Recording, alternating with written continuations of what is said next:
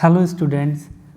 तो आज का जो मेरा टॉपिक है वो हमारा 11th का जो एक चैप्टर है 11th स्टैंडर्ड का, हम उसकी आज बात करेंगे, जिसे हम मोल कॉन्सेप्ट बोलते हैं, या फिर आपकी बुक्स में गिवन होगा कि सम बेसिक कॉन्सेप्ट करके भी, ठीक है।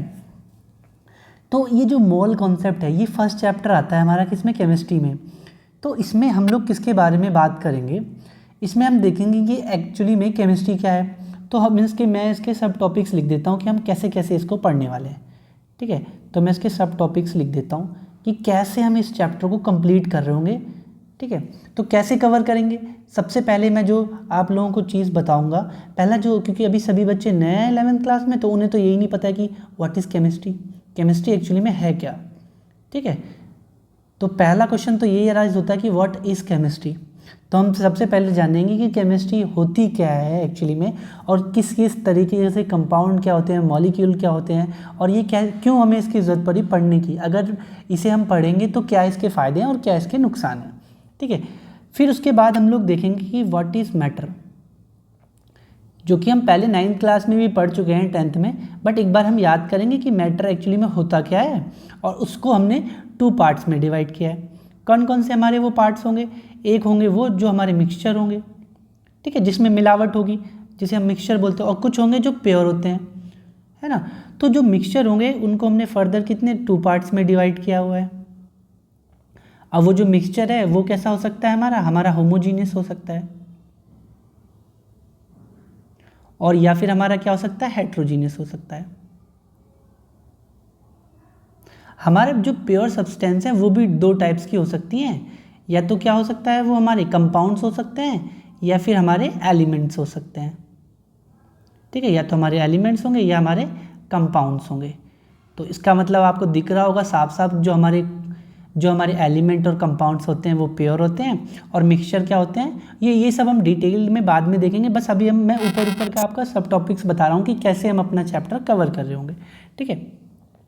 इसके बाद हम क्या पढ़ेंगे, इसके बाद अपन देखेंगे जो केमिकल लॉज हैं, लॉ ऑफ केमिकल कॉम्बिनेशन, ठीक है। ये कितने लॉ हैं, ये 5 लॉज हैं। कितने लॉज हैं, ये 5। तो इनके बारे में हम पढ़ेंगे। तो पहला लॉ क्या है हमारा, वो मैं आपको लिखा देता हूँ। पहला लॉ क्या होगा हमारा, लॉ ऑफ कंजर्वेशन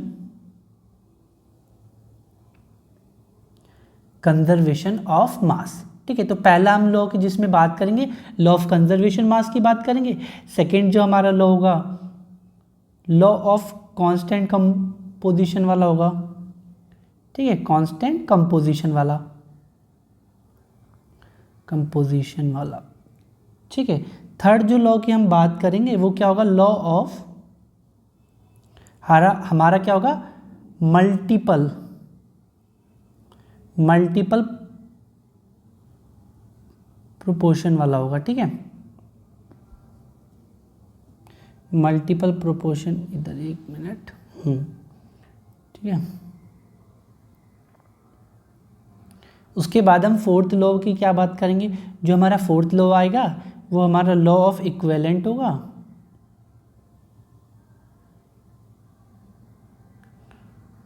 यार रेसिप्रोकल होगा, ठीक है।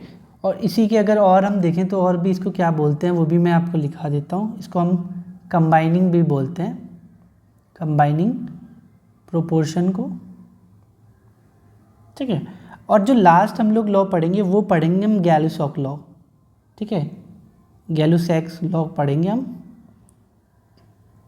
गैलुसैक लॉ पढ़ेंगे ऑफ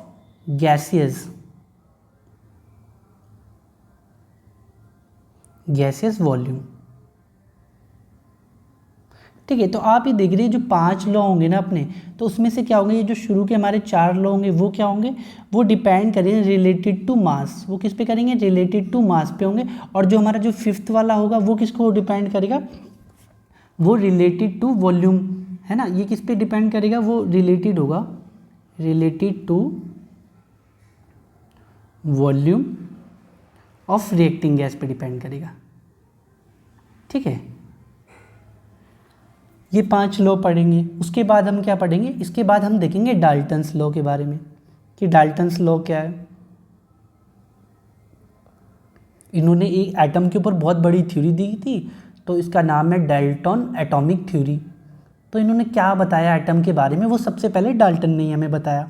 फिर उसके साथ साथ हम इनकी लिमिटेशंस बताएंगे कि सारी बातें तो इन्होंने हमें ठीक नहीं बताई, कुछ बातें इनकी गलत भी थी, तो वो हम इसकी लिमिटेशंस होंगी कि क्या बातें उनकी गलत हुई। ठीक है, ये हमारा यहाँ तक कंप्लीट हो जाएगा। देन इसके बाद हम क्या पढ़ेंगे, इसके बाद हम देखेंगे अपने टर्म्स के बारे में। मैं यहाँ से लिखता हूँ। ठीक है, फिर हम देखेंगे कुछ टर्म्स की। वो टर्म्स कौन सी होंगी जो हम मोल कॉन्सेप्ट में यूज़ करेंगे, है ना। जो हमारा मोल वाला थिंग है वो यहाँ से इंट्रोड्यूस होगा, और उसको मैंने फर्दर किस तरीके से आपको पढ़ाना है वो आप देखिए। हम लोग ना वेट देखेंगे, है ना, हम लोग एटम का मास देखेंगे। ठीक है, उसके बाद हम मॉलिक्यूल्स का मास देखेंगे। ठीक है, और फिर हम उसके बाद क्या देखेंगे, अगर हम किसी के 1 मोल का मास लेते हैं, 1 मोल का मास देखेंगे। ठीक है, तो आपको क्या देखना, इसका मतलब क्या निकल के आएगा, इसमें हम लोग कहाँ देखेंगे कि एक एटम का मास एक्चुअली में कितना होता है, वो हम फाइंड करेंगे कि एक एटम का मास एक्चुअली में होता क्या है। ठीक है, यहाँ हम देखेंगे कि एक मॉलिक्यूल का मास कितना होता है, किसमें, मॉलिक्यूलर मास में। ठीक है, कि एक मॉलिक्यूल का मास कितना होता है। और इसमें हम लोग देखेंगे कि 1 मोल का मास, जैसे कि मैंने देखा 1 मोल एटम का मास, यहाँ हम किसकी बात कर रहे हैं, 1 मोल एटम के मास की बात करेंगे। अभी आपको कुछ समझ में नहीं आ रहा होगा, अभी आप सिर्फ नोट कीजिए, है ना, क्योंकि अभी यही सारी टर्म्स मैं आपको पढ़ाने वाला हूँ, है ना। इसमें हम मॉलिक्यूलर मास की बात करेंगे इसको, और इनके जो नोटेशंस हैं, जैसे कि हम यहाँ पर इसको किस में बात कर रहे होंगे, AMU में कर रहे होंगे। ठीक है, ये आप लिख लीजिए, क्योंकि ये आपको वहाँ पर फिर जब आप पढ़ोगे ना तो आपको पता होगा कि हाँ मुझे किस रास्ते से जाना है एक्चुअली में। ठीक है, और इसका नोटेशन जो है ये हम आजकल यूज़ से करते हैं, इसको भी हम यूज़ से कर रहे होंगे वहाँ पर।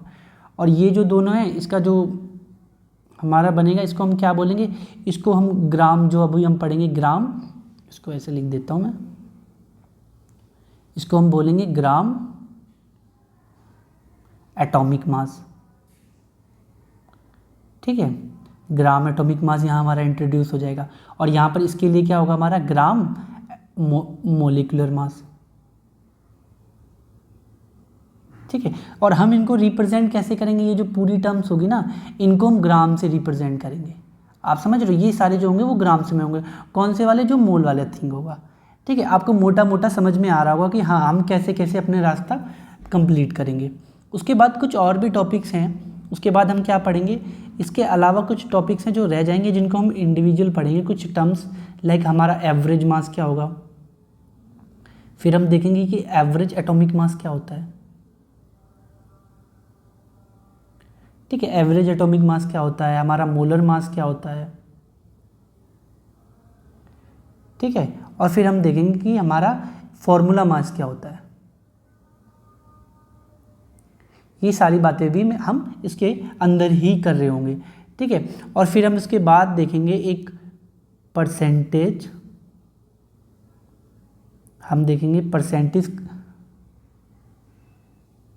कंपोजिशन के बारे में। ठीक है, उसके बाद हम क्या पढ़ेंगे, उसके बाद हम देखेंगे डेंसिटी के बारे में। ठीक है, उस डेंसिटी को भी हम कितने हमने उसको 2 पार्ट्स में डिवाइड किया है, तो उसको भी हम कैसे पढ़ेंगे कि डेंसिटी को हमने 2 टाइम्स में डिवाइड किया हुआ है, तो वो 2 पार्ट्स हमारे कौन कौन से होंगे। एक हमारी, हम इसमें पढ़ेंगे स्पेसिफिक होती है, स्पेसिफिक डेंसिटी के बारे में हम लोग पढ़ेंगे।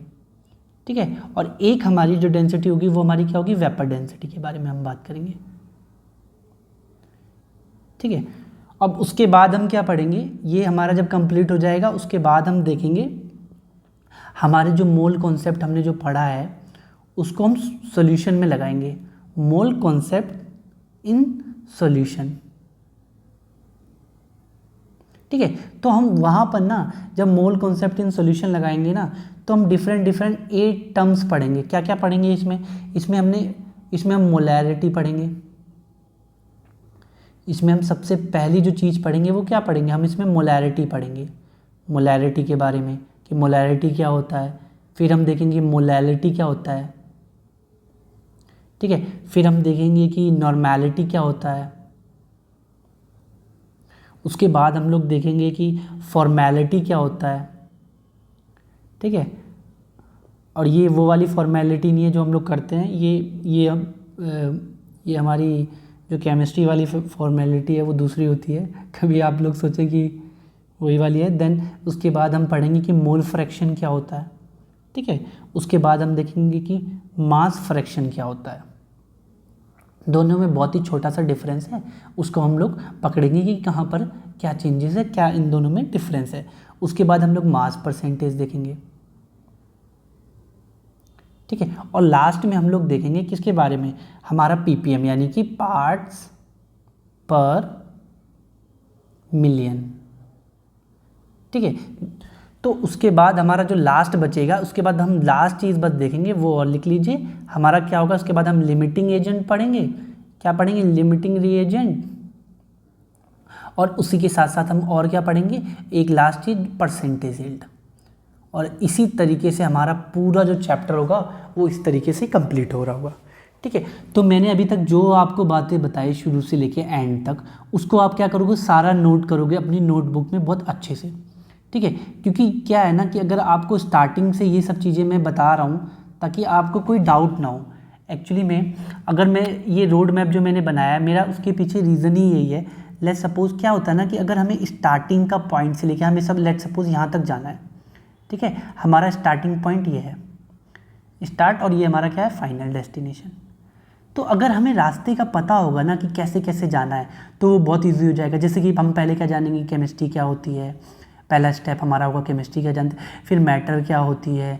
देन मैटर जानने के बाद हम क्या देखेंगे कि यार ये जो 5 लॉस क्या होते हैं, उन जब 5 लॉस को हम पढ़ लेंगे फिर हम पढ़ेंगे ये डाल्टन थ्योरी क्या होती है।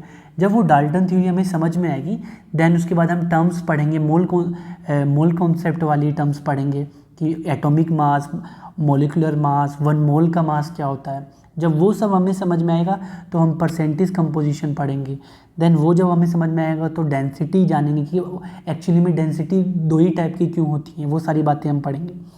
देन उसके बाद हम वो सारी चीज़ें किस में लगा रहे होंगे, हमारे मोल कॉन्सेप्ट लगा रहे होंगे हम अपने सॉल्यूशन में, ठीक है।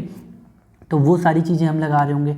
और उसके एंड में हम लोग सबसे एंड में क्या पढ़ेंगे, हमारा जो एंड में आएगा लिमिटिंग एजेंट और परसेंटेज एजेंट। और इस तरीके से हमारा क्या, हम फाइनल डेस्टिनेशन पे पहुंच जाएंगे। उसके बाद हम क्या करेंगे, क्वेश्चंस करेंगे। जब ये हमारा कंप्लीट हो जाएगा, बीच बीच में भी मैं आपको क्वेश्चंस कराता रहूँगा। उसके बाद हम क्वेश्चंस करेंगे प्रीवियस ईयर में, किस किस के करेंगे, 11th 12th के और IIT JEE के जितने भी क्वेश्चंस आए हुए हैं उनको हम लोग देखेंगे कि JEE वगैरह में जितने क्वेश्चन आए हुए हैं या नीट में आए हुए हैं या IIT एडवांस में जो क्वेश्चंस आए हुए हैं। और आई होप अगर आप अच्छे से इसको कवर करेंगे तो आप एलिजिबल होंगे, उन क्वेश्चंस को आराम से बना पाएंगे, ठीक है। ये जो मैंने आपको पूरा बताया, इसी के बीच में एक चीज़ और है।